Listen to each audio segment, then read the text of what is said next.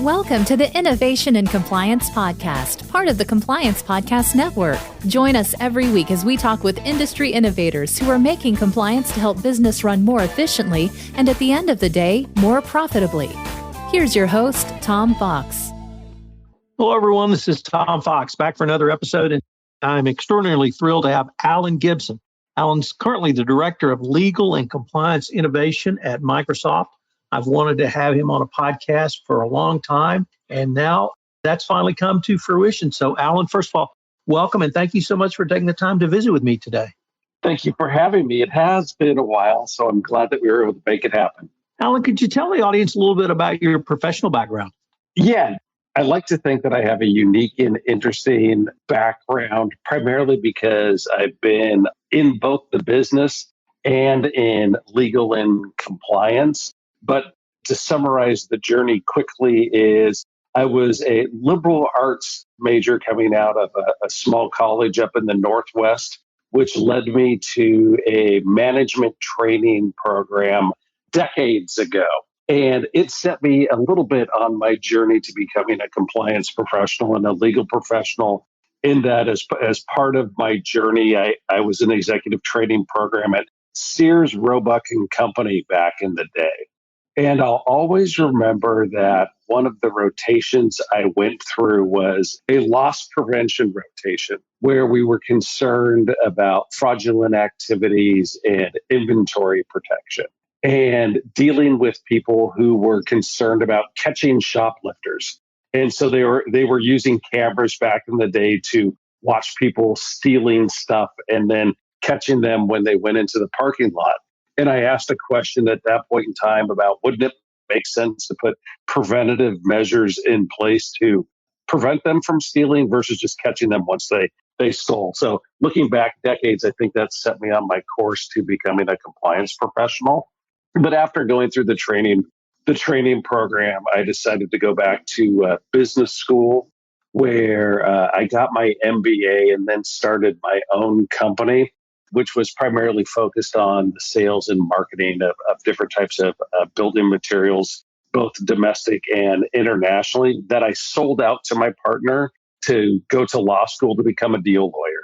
The best part of having my own company was doing all sorts of really interesting deals. So I decided I wanted to be a deal lawyer. And so I went into private practice with Orrick, Harrington, and Sutcliffe for several years before a good friend of mine from the firm landed out at Microsoft.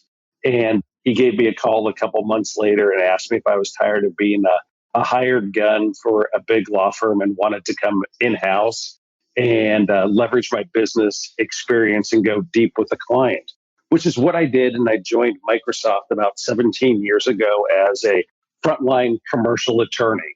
And I was focused on sales, marketing, antitrust work. And I did that for several years as I learned a lot about how Microsoft made money and the risks that existed in our business.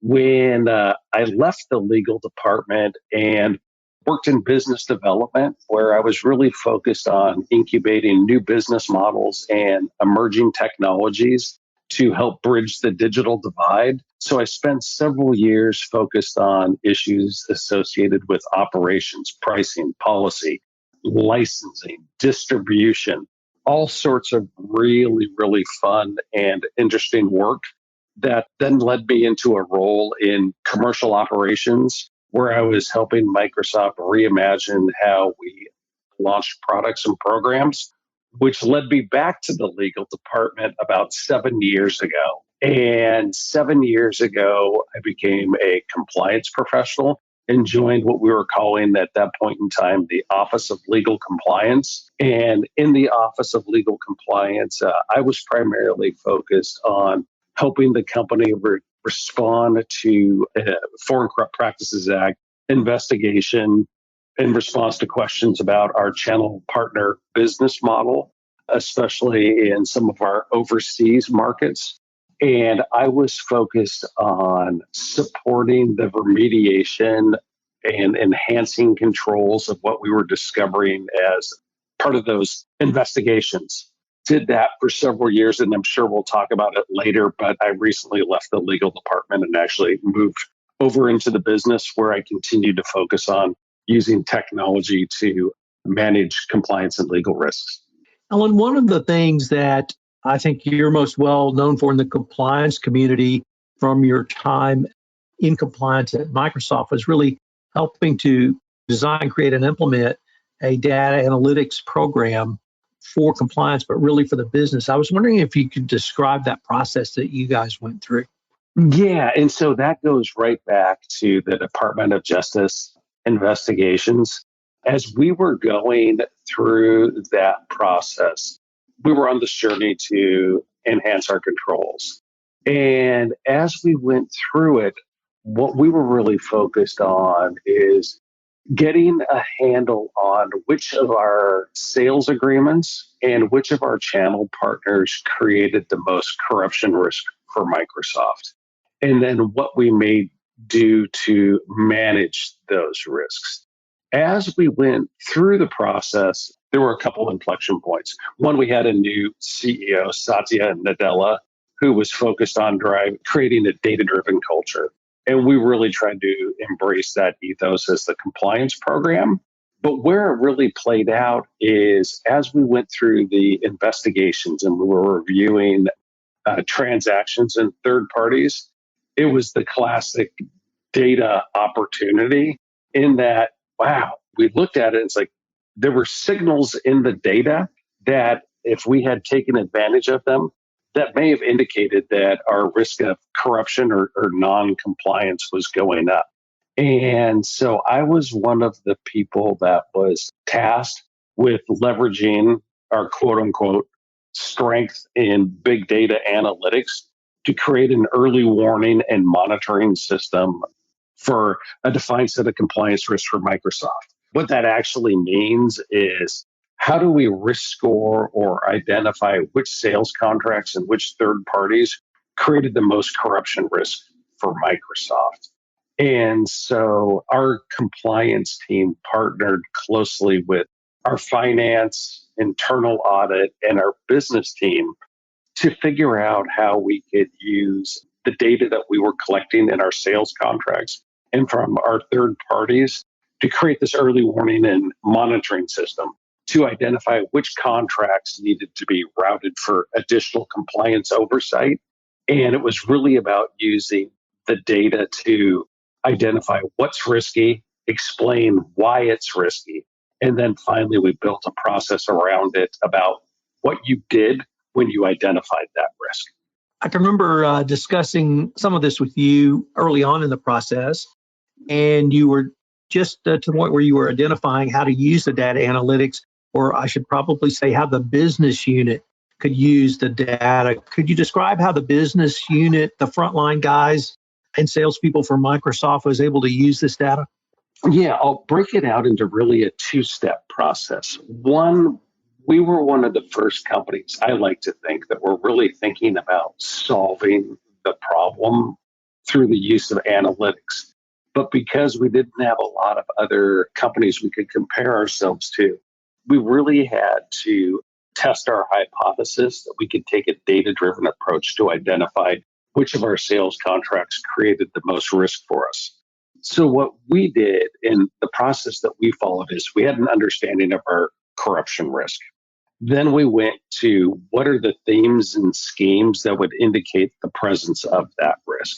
And so for us relying on a channel model, resellers, where we would offer discounts and incentives to third parties to resell our products, we had to get an understanding of what the signal would look like, excessive discounts, for example, that would be creating the risk. And then we would go to what data would go into that signal that would identify the presence of that theme and scheme, and then finally creating the algorithms that would combine to predict those contracts or those third parties. But we didn't have a track record of whether this sort of approach would work.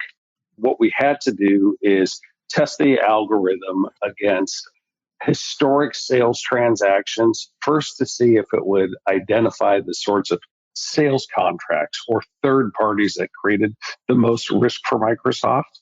And once we were comfortable that it was able to perform that way, what we did is start to make it become more real time. We proved out to the business that we were identifying risky sales contracts and third parties. Once we were comfortable that it performed on historic transactions, we started to build it into our business process so that the business could use it to manage risk as sales contracts or as third parties work their way through our sales channel or engaged with Microsoft. So let me give you an example. Is a Microsoft employee or a partner requests a discount and goes into our CRM system and requests a price quote. At that point in time, we can start making a call to our compliance data lake that produces a risk score for that sales contract. At that point in time, we can tell them basically whether it's a red, yellow, green, and the level of additional compliance oversight that is required to be provided to that agreement. The analogy that I use is frequently is when people are applying or going out and buying a house and they want to know how much house they can afford, they go to the bank's website and say, I make $50,000 a year and I'd like to buy a $250,000 house. Do I qualify for that mortgage? It'll give you a red, yellow, green and gives you the general parameters of what you can do. Then you go through the pre-approval process where you provide additional information and it identifies what risks may be associated with the mortgage. You provide some basic information, but it's not until underwriting that you actually provide copies of your bank statements, your W-2s. Our process basically works the same way in terms of helping the business qualify a contract or a third party and then say what's creating risk and how to manage it. And that's how we partner with our business. It really is a partnership with the business.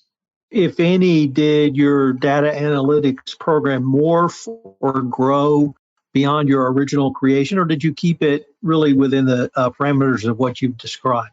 The way that it has evolved over the years is when we started off, I always go back to the taking a prioritized risk-based approach. And 7 years ago, we were focused on a defined set of corruption risks. And so when we initially built it, we were focused on aggregating data that was specifically applicable to the sales contracts. Once we had a good idea about how to manage our sales contracts, basically in every risky sales contract, there's a risky third party involved. We expanded what we were doing to monitor for corruption risk in our third parties. But once we had aggregated all of that data in our compliance data lake, we then started to assess how else we could leverage this data to provide the same sort of risk scoring for other risk scenarios. And so it could be payments that Microsoft is making. For example, market development fund payments that we are making. We have all of this information about partners that we're doing business with that we're not just selling to, but we're buying from. So we could then start to do some sort of procurement risk analysis of it. We had a general idea when we started down this path that there'd be other use cases, but I don't think that we fully understood how quickly it would grow and how many use cases that we could address with this approach.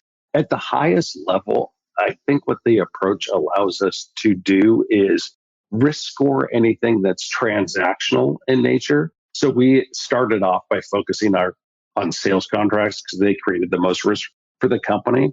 But we can risk score anything that's transactional in nature, whether it's a sales contract, a supplier contract, whether it is a subcontract, and we can risk score anything that's relationship based. So it doesn't have to just be our channel partner or our sales partner. Again, it could be our suppliers, it could be our vendors, it could be the real estate companies that we work with. And so once we got in and understood the power of analytics and how we could go from data to insight to action, we just lit up a lot of other scenarios that we could apply the same methodology and know-how Alan, I'd like to turn now to your current role, which I believe you took in February of 2021 as Director of Legal and Compliance Innovation. Could you describe what that role is, or at least how it's come to you to date? And then maybe what are some of the challenges you are currently seeing? Thanks for asking about this. And so, as I've described, I've been on this journey from business person to attorney to compliance professional to a business person again. And the way that it really happened is as we were developing the first party solution, the solution to create an early warning and monitoring system at Microsoft, that's what we were focused on. We were focused on managing Microsoft's risk. As you can imagine, as part of our investigation, we had an opportunity to share what we were doing with the Department of Justice. And if you are a peer company to Microsoft and you are aware that we are being investigated, that we're building out this program, you would like to learn what we are doing. When the DOJ issued the most recent guidance about the importance of having a data-driven compliance program, I received lots of telephone calls and emails about this is all the stuff that you've been talking about the last few years. And so when I'd received those calls, people were interested in building similar solutions. And they wanted to know if Microsoft had an off-the-shelf solution that they could purchase. And that's where I expressed how we worked with various partners to develop these sorts of solutions and how we've been working with PwC on our implementation. And so really it became a conversation about how we could deliver these solutions into the marketplace. I was still sitting in the compliance organization within legal at that point in time. So I was trying to incubate basically an opportunity to commercialize these solutions out of the legal department. But when I was doing that, I was having lots of conversations with general counsels and chief compliance officers, not just about these specific risk-based solutions, but how do you actually digitally transform a legal department or a compliance department? And it identified an opportunity to Microsoft. We hadn't been overly focused. We had some focus on selling technologies into law firms, but not necessarily what I call the business of law or the practice of law in corporate legal departments with alternative legal service providers. So I was asked to move out of the legal department and into a business organization where I'm really focused on identifying and incubating market-making opportunities for legal and compliance solutions. How do we help legal departments, law firms, alternative legal service providers digitally transform in response to all of the changing conditions? The big challenges that I have around this is helping people really understand the ecosystem. And what I mean by that is delivering these type of solutions take a variety of stakeholders, both within a company. I mentioned at Microsoft how, yes, we have a compliance analytics program that was originally created out of our legal department or our compliance department, required partnership with finance and internal audit with HR. But then you look outside of a company and who they need to work with to manage their legal and compliance risk. And it goes to working with law firms, working with compliance consultants, alternative legal service providers, legal tech vendors, and really helping people understand how all of this ecosystem works together to address these challenges. When you look at it, is compared to other corporate functions, legal and compliance has lagged behind finance and HR and their digital transformations. It's the cultural challenge. So the cultural challenge is the next big one we face. And then finally, oftentimes the folks that I'm working with aren't thinking necessarily strategically about a 3 horizons or a 5-year roadmap in terms of the decisions that they're making today, how it will influence their ability to deliver certain outcomes several years in the future, and helping them think more holistically, just because that's not the way that necessarily a legal professional has been trained. So I also come out of the corporate world after a lengthy trial career, and you hit upon two of my observations. One is, frankly, I don't think I've ever met a more set of conservative people than I've ever met inside of a corporate legal department. So there's that challenge. But also your second point, and that's the one that really struck me, Alan, which is in the legal department I was in an energy services company, I mean, we never strategized. We never thought about are we going to be 1, 3, 5 years down the road. It was just there's a stack of contracts. These business guys needed these yesterday. Please sit down and do them. Those are really changes I think that a lot of corporate legal departments are going to have to embrace. Are you having conversations with people? Are people open to these ideas, or is it really a much bigger challenge than even I believe? It is a big challenge. And in some ways, as you look at what's come out of the pandemic, what I mean by that is there has been pressure for 3 to 5 years for companies to digitally transform. As I mentioned, legal departments have been laggards in that area for a number of reasons. But I think what has happened with the pandemic is that the profile of general counsels and chief compliance officers has increased. They've had more of a seat at the table from an active perspective. They're helping other members of the C-suite think through risks associated with responding to the pandemic. And as part of that, having this elevated profile is now they're being looked at not just as a cost center, but also as a business enabler. It's a double-edged sword in that you have the increased profile, but now you're being looked at as a business. And so you start to face some of the same cost efficiency, productivity, being expected to report out on certain KPIs, metrics in a way that I don't think that general counsels and chief compliance officers have historically been asked to respond. And so when they're being asked to respond on these sorts of KPIs, metrics, you have to have the data that supports it. And that starts to amplify the need to be throwing off this sort of data that allows you to measure your performance.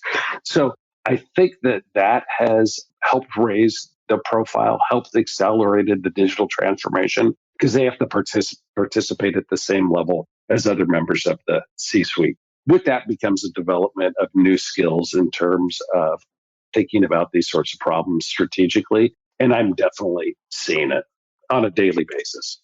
So perhaps one other route that we, meaning you and I, actually might collectively to try to start doing or advocating is this type of digital transformation change being taught in law schools.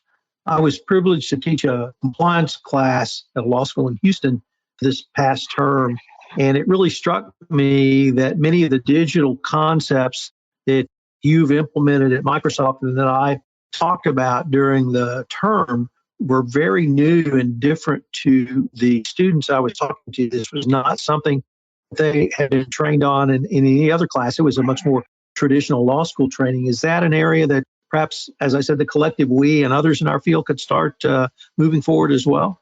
100%. Oftentimes I speak on the topics of digital compliance offices or digital legal departments or digital legal practices and exactly what that means. And when you look at it, and this is a little bit of a Microsoft-centric perspective, is you take Microsoft technology and it is the equivalent of factory floor technology for a lot of legal professionals. They're working in out, they're working in Word, which is great, but there are a lot of other interesting technologies that supplement the factory floor.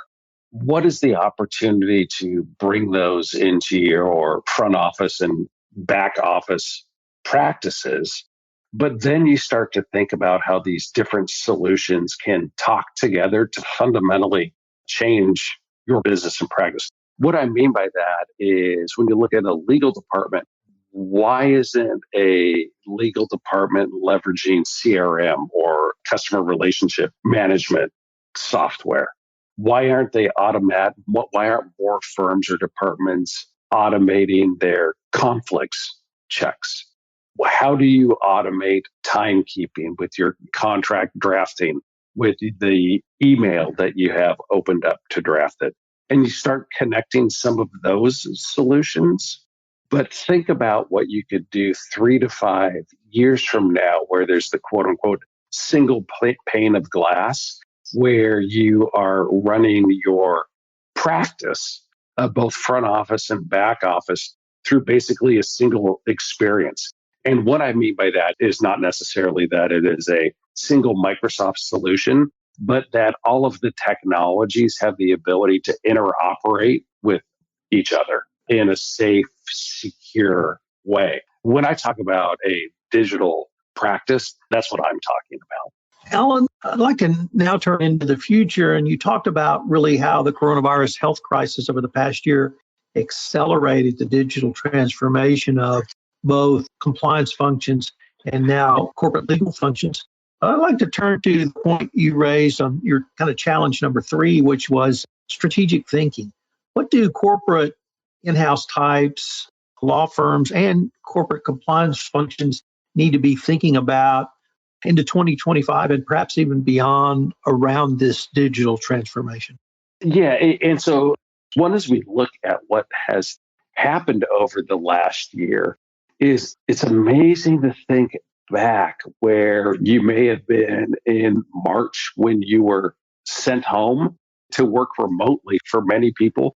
And basically overnight, people went from lots of people went from face-to-face meetings to working in a remote environment, and the pressure that it put on our industry, anywhere from how you interact with clients and employees in a 100% virtual world to how we kept courts up and running.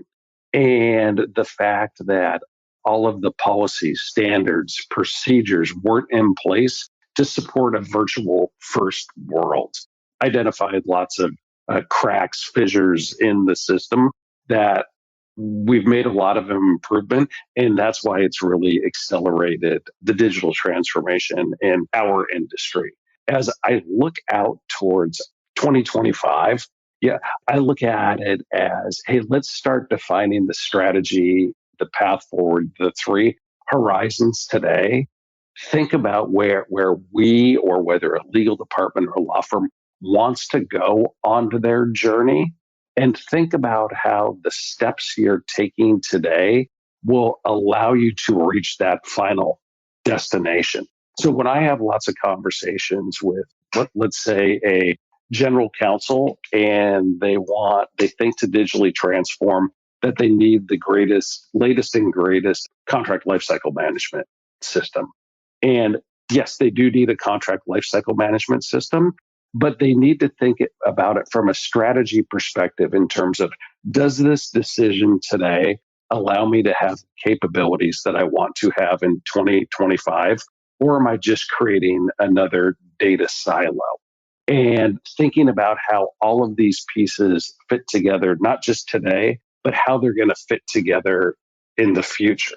Now, I've been talking a lot about technology, but really it's people, process, and technology.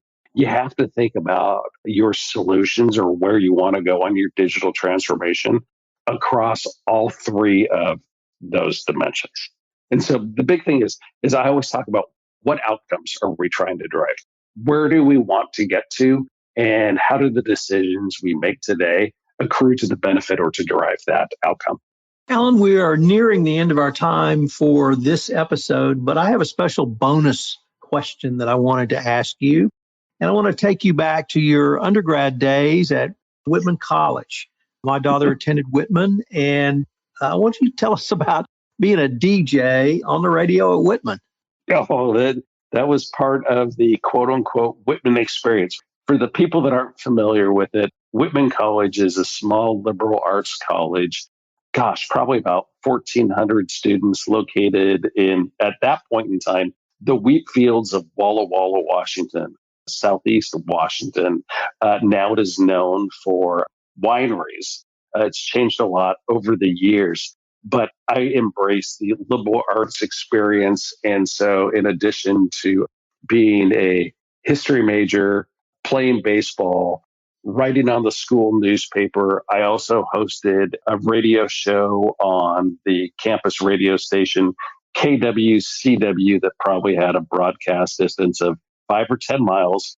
And the claim to fame that I have for our late night show was I actually was able to play some albums backwards, manually spin them around, and uncode some of the hidden messages. And so I can validate that I heard hidden messages in a Led Zeppelin album and a Beatles album. So there you go. I buried Paul. Unfortunately now, Alan, we are at the end of this episode, but I was wondering if our listeners wanted any more information on any of the topics you've raised today, where could they go? They can reach out directly to me at Alan, ALAN, Gibson, GIBSON, at Microsoft.com, or hit me up via LinkedIn, and I'm happy to continue the conversation. Hopefully my passion about digitally transforming legal and compliance came through. Always happy to continue the conversation. It's a huge opportunity for all of us, and love to have other people on the journey with us. Alan, thank you so much. As I said, long overdue, and I hope that we might be able to continue the conversation into the future. I hope so too. Thank you very, very much. If you're a compliance professional looking for a convenient and effective way to fulfill your continuing education requirements, go to fcpacompliancereport.com/courses and choose from 4 hour-long training packages that will keep you current. That's fcpacompliancereport.com/courses.